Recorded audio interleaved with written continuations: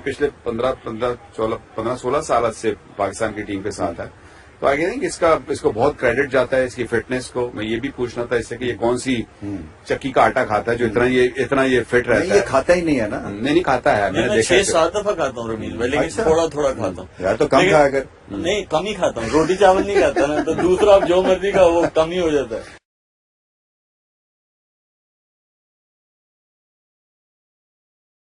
तो I think इसको बहुत क्रेडिट जाता है इसकी फिटनेस को। मैं ये भी पूछना था इससे कि ये कौन सी चक्की का आटा खाता है जो इतना ये फिट रहता है। ये खाता ही नहीं है ना। नहीं खाता है, मैंने देखा 6-7 दफा खाता हूँ रमीज भाई, लेकिन थोड़ा खाता हूँ यार। तो कम खाया कर। नहीं, कम ही खाता हूँ, रोटी चावल नहीं खाता ना, तो दूसरा आप जो मर्जी का वो कम ही हो जाता है। फिटनेस की वजह